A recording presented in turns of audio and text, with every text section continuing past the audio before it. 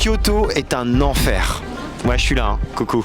Une très belle ville, certes, mais un véritable enfer à visiter. En novembre 2022, elle a accueilli près de 5 millions de visiteurs venus du Japon et d'ailleurs. Ça représente chaque mois plus de 2 fois sa population en touristes. Un chiffre qui n'est pas prêt de baisser, notamment avec l'explosion des réseaux sociaux où se multiplient les photos et vidéos de ces rues les plus iconiques. Ouais, je fais un peu partie du problème. Un paradoxe pour cette ville autrefois appelée la capitale de la paix et de la tranquillité. Dans cette vidéo, je vais donc vous montrer comment éviter l'enfer à Kyoto.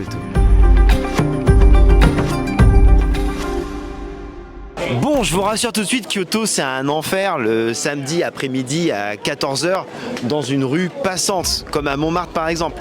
Mais ça n'empêche que, comme vous le savez, je suis allé à Tohoku ou même à Shikoku ces derniers temps. J'ai découvert donc le Japon un peu rural et j'avais entendu plein de fois que Kyoto était un enfer d'un point de vue du tourisme de masse. Comme vous pouvez le constater autour de moi, c'est relativement vrai, il y a vraiment beaucoup de gens. Mais ça n'empêche que j'aime pas me plaindre pour me plaindre, donc vous me connaissez, je vais essayer de trouver des solutions par rapport à tout ça. Comment se retrouver relativement solo du ghetto à Kyoto ville, parce que Kyoto c'est une ville mais aussi une préfecture et justement on va peut-être partir tous ensemble à la découverte des alentours de Kyoto pour voir si c'est l'enfer vraiment partout ou s'il suffit de prendre 15 minutes ta voiture, ton bus ou ton train pour avoir des lieux incroyables que pour toi.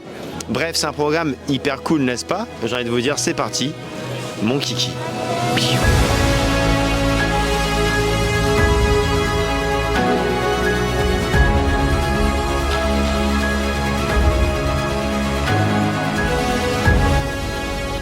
Kyoto fut la capitale impériale du Japon pendant quand même plus d'un millénaire. Comme je vous le disais plus tôt, elle était appelée Heian-kyo, soit la capitale de la paix et de la tranquillité. Elle est située au sud de Honshu, l'île principale du Japon, dans la préfecture de Kyoto. C'est toujours la capitale culturelle du pays et elle compte de nombreux sites inscrits au patrimoine mondial de l'UNESCO, comme Kiyomizu-dera ou Chimogamo Jinja. Et si elle est visitée par les touristes étrangers, elle est aussi très populaire auprès des Japonais, qui viennent apprécier leur patrimoine national. On compte plus de 2000 temples et sanctuaires qui rendent hommage aux divinités anciennes et plus récentes. Vous pouvez ainsi visiter des sanctuaires Shinto, mais aussi des temples bouddhistes comme Otagi Nembutsuji et ses 1200 rakan, des petites statues de disciples de Bouddha représentées avec un visage très expressif.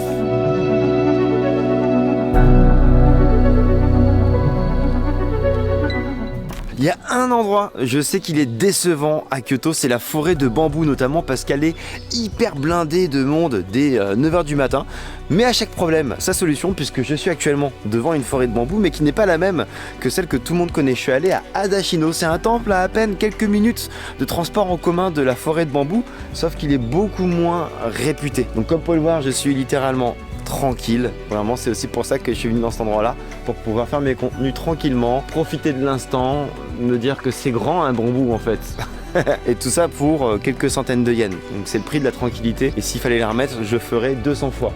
Bref, n'hésitez pas à chercher les alternatives. Il y en a vraiment partout, tout le temps, toujours au Japon.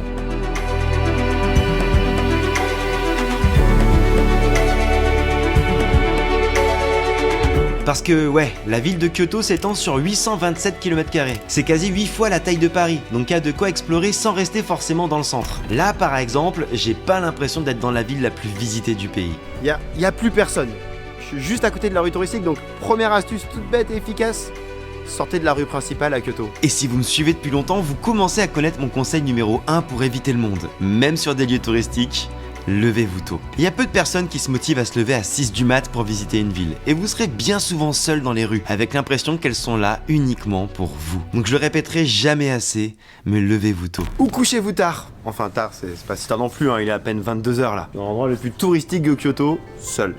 Donc ça marche vraiment. Du coup, je vous conseille de trouver un hôtel si possible dans ce quartier-là. Le centre historique de Kyoto, ça fait vraiment la diff. Parce que oui, le centre-ville est éclairé quasi toute la nuit. Ça donne l'occasion de la découvrir sous un nouveau visage, mais aussi avec beaucoup moins de monde.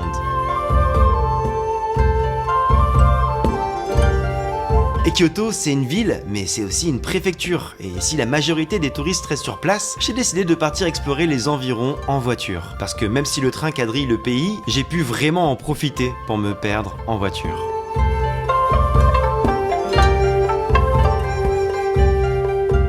Comme vous pouvez le constater, il y a vraiment la ville de Kyoto et la préfecture de Kyoto parce que je suis actuellement dans un des plus beaux villages du Japon à mes yeux, à peine 1h30 de route de la ville de Kyoto.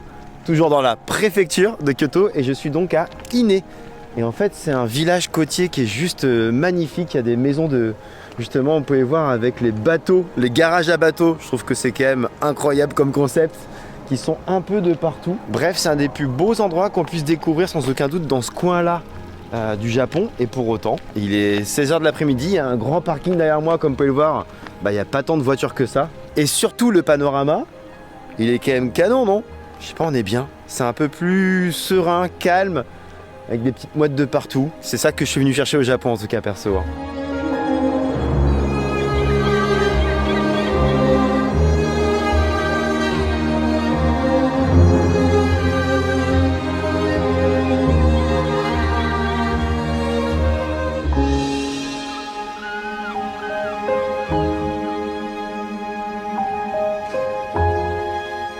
Ok, je viens de déposer ma voiture pour vous faire découvrir ce qu'il y a derrière moi. Je suis au nord de Kyoto ville et je vous présente donc un cèdre japonais très spécial puisqu'il provient d'une technique qui s'appelle le Daizugi. Une technique qui a près de 800 ans et qui permet de couper du bois sans couper des arbres. C'est passionnant. Le Daisugi est une manière particulière de tailler le cèdre pour que des pousses droites et uniformes se forment sur ses branches supérieures. On a l'impression qu'il y a plusieurs arbres, mais en réalité, il n'y en a qu'un seul. C'est une réponse possible à la déforestation, puisqu'elle permet de récolter de grandes quantités de bois sans couper un arbre entièrement. Ainsi, un arbre peut produire du bois pendant presque 300 ans avant de s'épuiser. Petite pause dans la vidéo devant un très beau panorama de cèdres japonais qui sont juste derrière moi, afin de vous parler du partenaire de cette vidéo. Un partenaire qui fait sens, Shapka. Vous devez forcément les connaître, ça fait 20 ans qu'ils proposent des assurances de voyage. Bref, ce sont les spécialistes de l'assurance voyage. Mais là, je voulais vous parler d'une assurance qui s'appelle le Cap Assistance Annuelle et qui est parfaite pour tous les gens qui voyagent pas mal, on va dire plus de 3 fois par an. Déjà, il faut savoir qu'elle te couvre partout dans le monde. Et dans ce Cap Assistance Annuelle, tu vas avoir par exemple prise en charge des frais d'hospitalisation jusqu'à 1 million d'euros. Tu auras aussi le rapatriement qui est possible s'il y a une hospitalisation grave ou alors par exemple en cas de décès d'un proche. Tu as la téléconsultation qui est disponible. Il y a aussi l'assurance annulation en toute cause justifiée. Bref, tout ça à partir de 189 € par an. Je trouve que c'est un vrai bon plan. Et vraiment, ne déconnez pas avec les assurances en voyage, que ça soit au Japon ou ailleurs. Ça peut vite être une galère. Vous pouvez la faire en ligne en 2 minutes, que ce soit via l'application de Shapka ou alors directement sur le site de Shapka. Et en plus, vous avez 10% de réduction si vous mettez BRUBRU10 en petit code. C'est cadeau, c'est pour moi. N'hésitez pas, allez découvrir cette assurance. C'est Cap Assistance Annuelle. Je la trouve incroyable pour les gens qui voyagent pas mal. Plus au sud de Kyoto, il y a une autre ville centrale dans l'histoire du Japon. Nara. Là aussi, elle fut la capitale du pays, juste avant Kyoto, entre 710 et 784, époque où l'empereur résidait au palais Heijo. Certains historiens considèrent d'ailleurs Nara comme la première capitale fixe du Japon, parce qu'avant 710, les capitales se déplaçaient de royaume en royaume. Et même si elle est aussi connue du grand public, notamment pour ses biches qui se baladent en totale liberté, elle offre aussi quelques coins loin du tourisme de masse.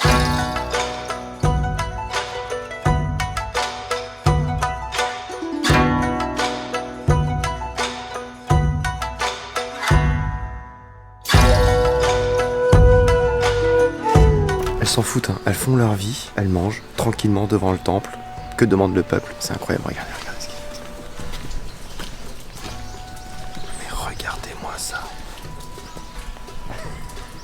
Désolé, hein, je vais insister là-dessus sur toute la vidéo, mais comme quoi, il suffit juste de sortir un peu encore une fois des sentiers touristiques, mais... Ce temple est aussi l'une des raisons qui explique la légende autour des biches et des cerfs qui peuplent la région. En effet, lorsque Kasuga Taisha fut construit, un puissant dieu appelé Takami Katsuji serait venu sur le dos d'un cerf blanc. Depuis lors, ces animaux sont respectés et protégés comme des messagers divins par la population locale. Ce qui explique le fait qu'elles soient aussi nombreuses aujourd'hui et surtout aussi familières à la présence de l'homme. On en compte quand même plus de 1200 en liberté. Et le dernier lieu que je voulais vous montrer à côté de Kyoto, c'est peut-être mon préféré. C'est même mon préféré de mon voyage au Japon. Et il se situe encore plus au sud, dans la préfecture de Wakayama, en dehors des grands axes touristiques. Ici se trouvent de très nombreux sanctuaires oubliés.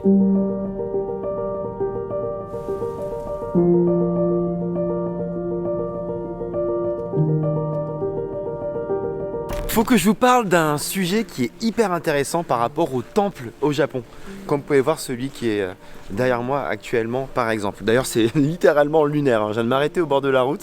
Je suis à quelques heures de Kyoto en voiture. On va mettre les choses dans le contexte d'ailleurs tout d'abord. Savez-vous combien il y a d'églises en France? Il y en a quasiment dans toutes les villes, hein, mais il y en a 30 000 environ. Ce qui veut dire que si tu vis 30 000 jours dans ta vie, ce qui est équivalent à vivre 80 ans, donc c'est la moyenne, on va dire, en France, il te faudra visiter une église par jour afin de toutes les voir. C'est littéralement impossible, on est tous d'accord là-dessus. On va revenir au Japon donc. Savez-vous combien il y a de temples au Japon? Des temples tous plus beaux les uns que les autres, hein, probablement. Il y en a plus de 70 000. Ça veut donc dire que même les gens qui habitent ici pour toujours, il faudrait qu'ils visitent environ 2 temples par jour afin de tous les voir. Ce que je veux dire par là, c'est que c'est quand même un peu dommage d'aller dans toujours les mêmes temples qui sont tous recommandés dans les mêmes guides, etc. etc. parce que tu as des folies comme ça qui peuvent être là que pour toi. Là, je ne triche pas, hein, regardez. Je suis en grand angle, hop, il n'y a personne. Et d'ailleurs, je préfère le préciser tout de suite, c'est 13h. Je crois que ça se passe de commentaires, c'est juste incroyable. Donc vraiment, n'hésitez pas à aller dans d'autres temples que ceux qui sont tous recommandés sur les guides touristiques, etc., etc. parce que vous aurez forcément des pépites. Alors attention, hein, je vous dis pas qu'il faut forcément ne pas aller dans les temples que vous verrez sur les guides, etc. Mais essayez peut-être d'agrémenter vos visites d'autres temples qui visiblement méritent tout autant de détour et qui sont juste moins connus. Incroyable celui-là.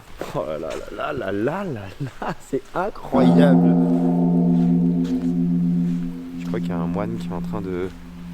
Je vais pas faire trop de bruit pour le coup.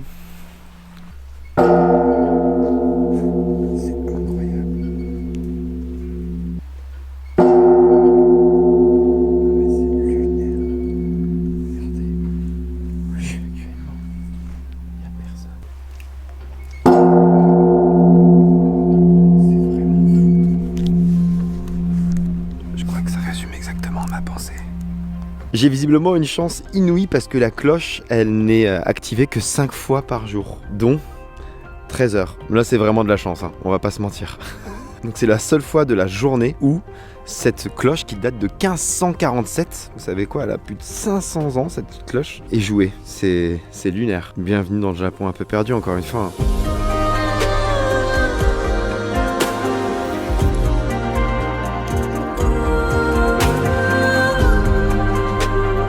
Juste après les temples que je viens de vous montrer, je viens d'arriver dans un endroit qui est chargé d'histoire, de spiritualité, qui est aussi très visuel, qui est incroyable en fait tout simplement sur tous les sens du terme, puisque je suis dans le plus grand cimetière du Japon, là où il y a des samouraïs, là où il y a des personnes très importantes du Japon qui sont enterrées. C'est un cimetière qui a plus de 1000 ans, un cimetière qui est vraiment encore une fois chargé de plein de choses. Je trouve hyper inspirant, hyper beau et... c'est pas qu'une question de beauté aussi, hyper chargé. Vraiment, n'hésitez pas à venir ici pour ressentir ce que je ressens. C'est assez unique. Et d'ailleurs, je vais vous partager ça sur quelques photos parce que je pense qu'il y a de quoi immortaliser cet endroit de façon assez atypique.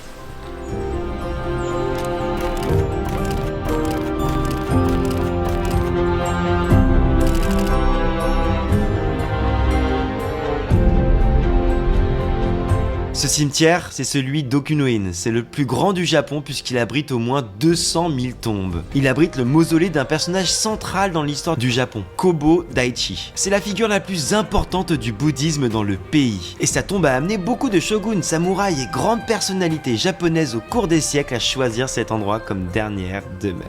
Je termine cette vidéo dans un très beau village aux alentours de Kyoto ville et j'espère vraiment qu'elle vous a inspiré cette vidéo. Attention encore une fois, je voulais pas vous dire de ne pas du tout aller à Kyoto, que ce soit la ville ou la préfecture. L'idée c'est plus d'essayer d'appliquer les quelques conseils que je vous ai partagés pour découvrir ce Japon incroyable dont je suis vraiment tombé amoureux, vous avez pu voir dans mes précédentes vidéos. Mais ouais, il faut quand même appliquer quelques petits conseils pour avoir ce luxe du tourisme qui est d'avoir un lieu que pour soi au final. C'est ça le tourisme de luxe pour moi aujourd'hui. En tout cas, je tiens aussi à préciser un ou deux trucs. La première chose, c'est que je suis totalement conscient que les créateurs de contenu, qu'ils soient youtubeurs, instagrammeurs, tiktokers, peuvent être responsables en partie du tourisme de masse, de la surfréquentation de certains lieux, etc. etc. Comme la Bamboo Forest dont je parlais au tout début de la vidéo. Elle a été rendue célèbre par 2-3 instagrammeurs et aujourd'hui, malheureusement, elle subit une surfréquentation. Mais c'est bien pour ça d'ailleurs que dans cette vidéo, j'ai essayé de vous partager des lieux un peu moins connus, qu'on voit moins souvent, que ce soit le cimetière qui était incroyable et où j'étais seul au monde, ou même les temples, comme je vous l'ai dit, il y en a 70 000, donc il y a de quoi kiffer quand même avant de forcément aller toujours dans les mêmes endroits que tout le monde. Donc vraiment, perdez-vous au Japon, c'est ça, comme je le disais, le tourisme de luxe. Et si jamais ce sujet vous a intéressé, sachez qu'il y y a un autre youtubeur dont j'apprécie le travail qui a sorti une vidéo sur ce sujet-là, mais sachant qu'il habite au Japon. C'est Tev, ici Japon, qui a sorti une vidéo un peu similaire. Alors j'avais déjà préparé ce sujet avant de partir au Japon il y a quelques mois et donc avant qu'il sorte cette vidéo, mais si jamais ça vous intéresse, n'hésitez pas à la regarder, elle est hyper intéressante aussi. En tout cas, c'était ma dernière vidéo au Japon, j'espère que cette série vous a plu. N'hésitez pas à aller regarder toutes les autres vidéos que j'ai pu faire ici. Moi je vous laisse comme d'habitude sur de belles images. Allez au Japon, allez-y plusieurs semaines, perdez-vous et surtout, n'oubliez pas de voyager. Peace!